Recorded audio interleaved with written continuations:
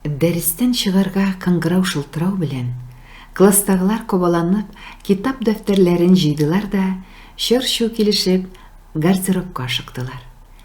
Иң соңыннан гына кузгалган Гөлзилә, моңсу елмаеп, собыкташлары артыннан бер тын карап торды.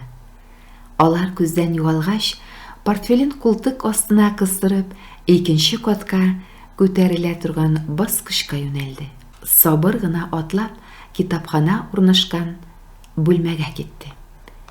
Эй, балакайым, укып арымадыңмыни инде, ял итәр идең азрак, дип каршы алданы идән юучы апа. Гөлзилә аның сүзләрен игътибарсыз калдырып үтеп киткәч, эшеннән туктап, карашы белән озатып калды да, башын чайкап куйды. Эй, бала, бала.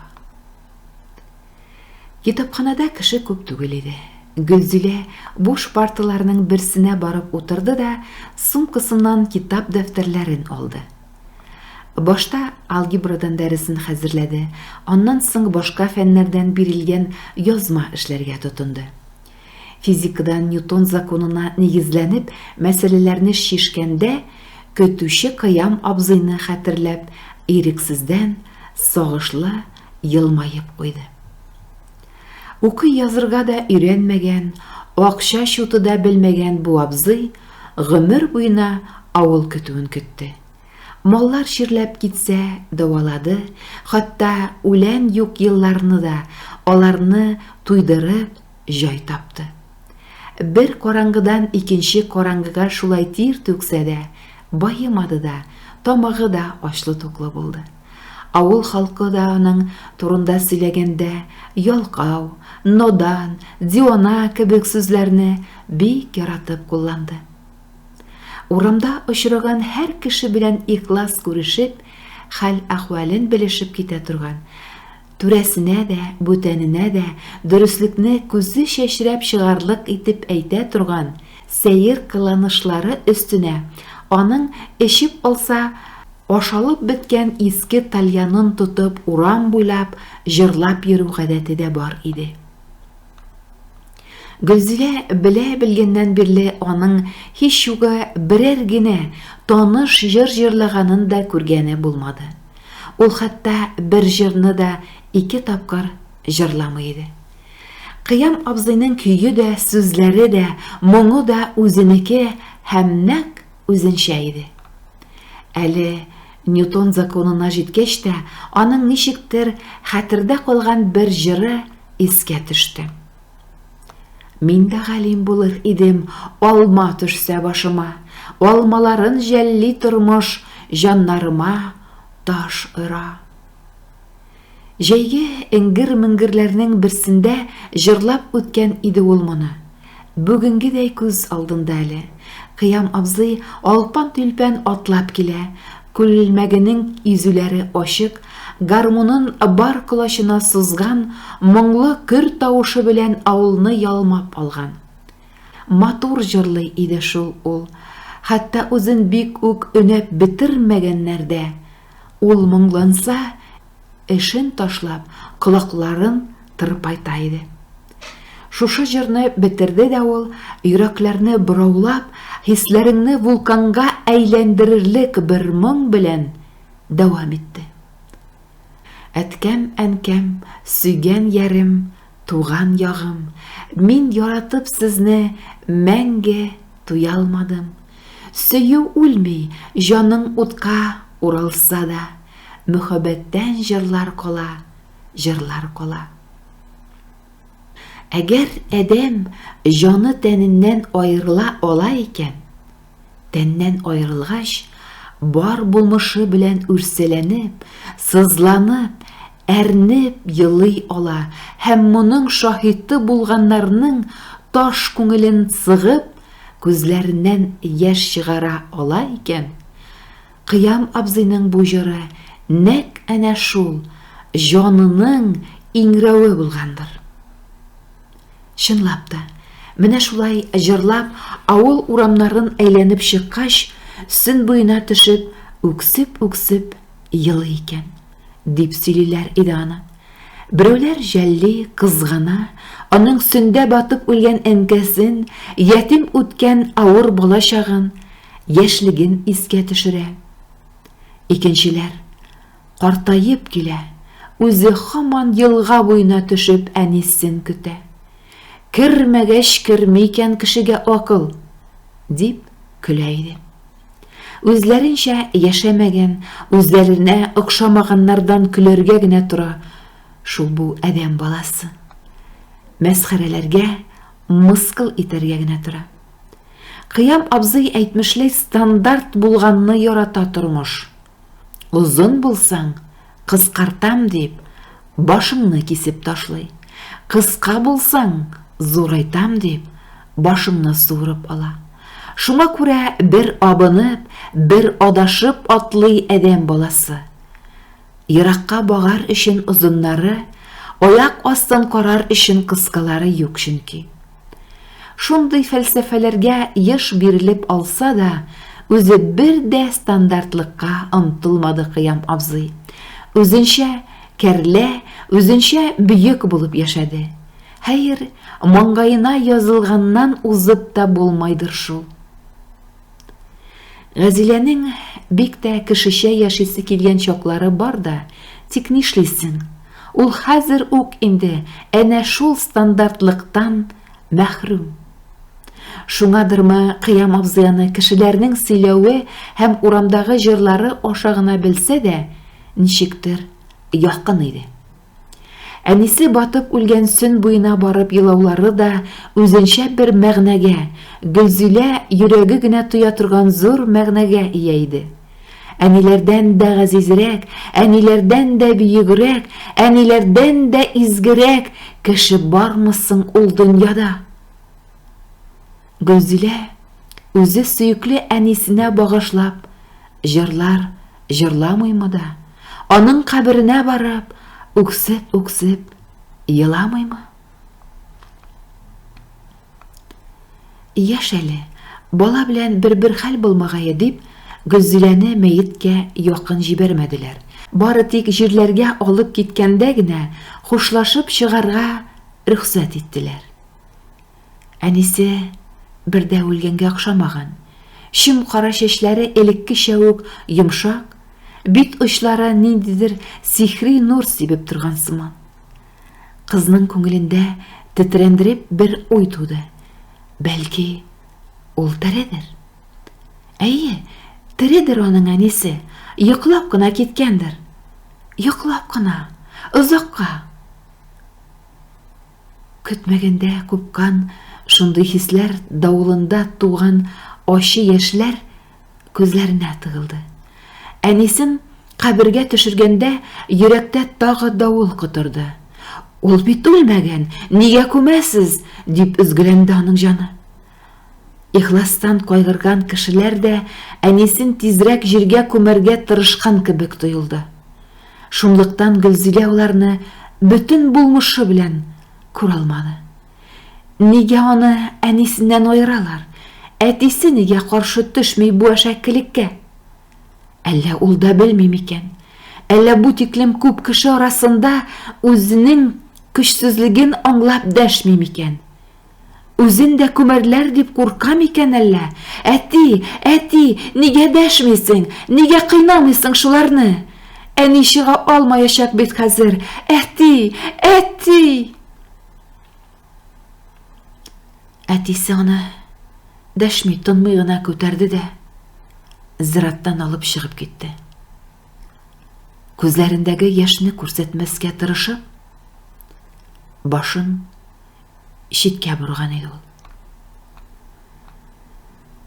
Физика дәреслеге битенә чупылдап төшкән күз яше Гөлзиләне хәтерләүләрдән арындырып җибәрде. Әрнүле тамчының китаптагы Ньютон портретына аның да нәк маңгайына эләккәнен күргәч, ирен очлары белән генә булса да елмаеп та куйды хәтта. Шунда гына үзенә кемнеңдер бик текәлеп карап торганын тоеп, шул якка күз атып алды. Уң як партада утырган Таһир икән. Карашлары көтмәгәндә шулай очрашкач, уңайсызланып, читкә борылды да башын түбән иде. Біраздан башы кабат күтәрелде. Алан йылан караңгылап алды, аннан соң кыяр кыймас кына кыз утырган өстәлгә килеп таянды. Гөлзилә сүзен бик тәвәккәл кыяфәт белән башласа да тотлыгып калды. Күзләре нидер эзләп шебәләнде дә кыз алдындагы дәреслеккә килеп төртелде. Гөлзилә, ни физикадан мәсьәләне шештеңме әле? Гөлзилә күтәрелеп карагач, ул бөтенләй каушап төшкәндәй тоелды. Аның сәерлеге кызга да тәэсир итте. Ахры, ул да сүз әйтәсе урынга баш кагып кына җавап бирде. Мин ничәнче күнегү икәнлеген язмаганмын. Китапта юк ул. Кызның иреннәренә елмаю кунды. Таһирның дулкынлануы кызык булып тоелды аңа. Дәфтәргә яздык бит мәсьәләне, дип шаяртты ул. Бит әле. Син нигә монда әзерләнергә булдың әле бүген? Булай да каушап калган егетне бу сорау бөтенләй үтерде. Шулай да башы тиз эшләп өлгерде. Монда килүнең төп сәбәбен, дөресрәге төп сылтавын ярып салды. Ни бит, индийский кино була бит бүген, Гөлзилә. Чыгасыңмы? Чык, яме. Сүзен әйтеп тә бетерде, күздән дә югалды егет.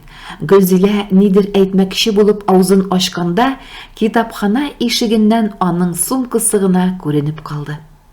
Район буенча үткәрелгән спорт ярышларында беренчелекне бирмәгәнлеге үк булмаса да, көч-куәтле сәламәт егет икәнен ачыклап торган таза, киң гәүдәле, озын буйлы Таһирның әлегә сәер кылыгы Гөлзиләнең көләсен китереп, күңелен күтәреп җибәрде. Хинд киноларын бик ярата иде ул. Кайбер вакыйгалары әкият кебек булып тоелса да, илаһи рухы, бөек мөхәббәт һәм әлбәттә йөрәгендә өермә күтәрерлек моңлы җырлары белән үзенә әсир итә алар. Әле дә кичен кино буласын белгәч, Гөлзиләнең бөтен ачу үпкәләре, кимсенүләре юкка чыгып, җанын ниндидер дәртле бер хис биләп алды. Дәресләрен тиз-тиз генә караштырды да кайтырга кузгалды. Урамда ябалаклап кар ява иде. Күк үзенең кар яудыру планын кыш азагында булса да тутырып калыйм дипме, соңгы көннәрдә бушка ныклап тотынды. Саф һавага чыккач, Гөлзилә үзенең ачыкканлыгын сизде. Бу тойгы шунда ук бөтен чынбарлыкны искә төшерде. Нигә бүген өйгә соңлабрак кайтырга уйлавын, шуның өчен дә дәресен китапханада хәзерләвен дә, кайчак нәрсә көткәнен дә. Моны хәтерләү белән бөтен дәрте, бөтен якты тойгылары төссезләнеп калды. Әтисе командировкада иде Гөлзиләнең. Шофер булып эшли ул. Авылда бердән-бер КАМАЗ булгангамы, гел юлда, тирә-як районнарга чыга, кайчагында хәтта Уфага да барып җитә. Кичәдә иртән киткән булган. Гөлзилә моны мәктәптән кайткач кына белде. Ул өйдә юк чакта соңгарак калырга гадәтләнгән иде ул. Кайту белән тамак ялгап алырмын дип уйлаган иде дә, киемнәрен алыштыруга ук угиянисе. Сул ташып куй әле, өйдә 1 грамм су калмады, диде, кире какмаслык итеп.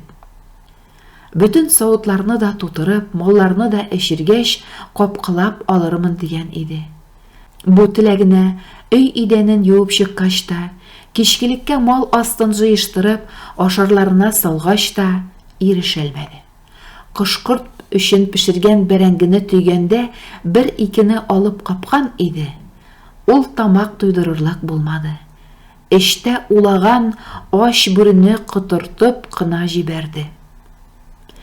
Мәктәптән кайтканнан бирле тын алырга да вакыт булмады. Әнисе төшкә кадәр барып, контор идәннәрен юып кайта да, калган гомерен өйдә үткәрә. Эштән җиксенме Гөлзилә? Бәләкәйдән өйрәнгән нәрсә анысы. Шулай да кайтуына ашарга әзерләп, һич югы чәй куеп турса, була бит инде.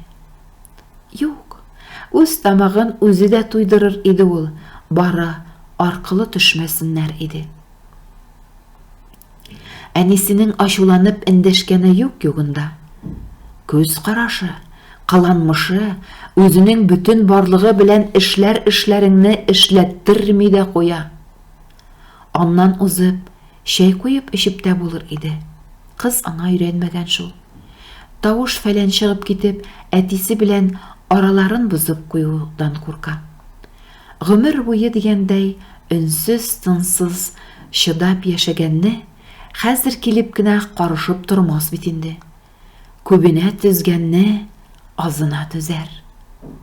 Укулар бетәргә 121 көн генә калды. Аннан соң әтисе белән әнисе булай үзара килешеп, яратышып яшиләр. Әтисе өйдә чакта әлеге караңгы чырайының, усал карашының эзе дә булмый. Хәтта Гөлзиләне иркәләп тә ала. Шофер булгач гел өйдә генә тормый шул. Ерак юлларга еш йөри, авылда гына чагында да иртән чыгып китә, караңгы төшкәч кенә кайтып керә. Кызы белән хатынны арасындагы салкынлыкны әллә тоя, әллә тоймый ул, белмәссең. Һәр хәлдә икесенә дә ягымлы, икесен дә сагынып кайта, икесен дә ярата. Бәлки әнисе шуның өчен үч ала торгандыр, үзен ныграк яратырга телидер. Аннан соң үги әнисенең кайгысын да аңлый кыз. Әллә ничә ел бергә яшиләр инде.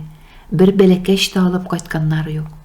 Шулай булгач, бәлки әтисенең ташлап китүеннән куркадыр. Көнли бит ул аны. Үзенә сиздермәскә тырышса да, көнли.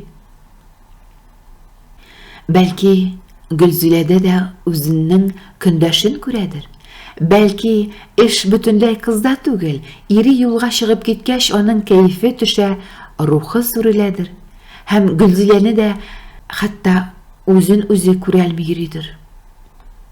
Әтисе кайтып кергәч, әнә нинди ягымлыга әйләнә бит ул. Аңларга тырыша аны кыз. Шуңа күрә карышып нитеп тормый, күндәм генә яши бирә. Ләкин аны аңлау да, чыдамлык да Гөлзиләгә әллә ни җиңеллек өстәми.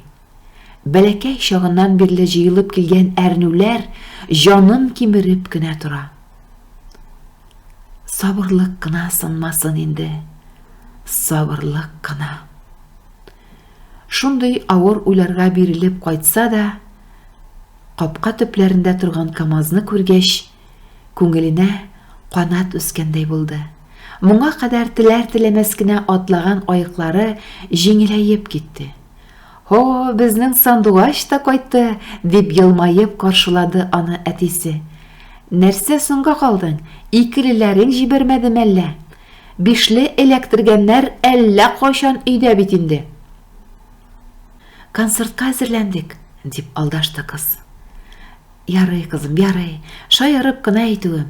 Укытучыларың мактый алай үзеңне». Газ плитәсе янында булышып, йөргән әнисе дә Гөлзиләгә сердәшләрчә ягымлы елмаеп күз кысты. Түр якка чыгып, киемнәрен алыштыруга ярым шаярулы ихлас тавыш ишетелде. Эшем ияләре, табынга! Кадерле дусларым, хикәянең дәвамын иртәгә кичке 6-да тыңларсыз. Хәерле сәгатьләр теләп калам сезгә.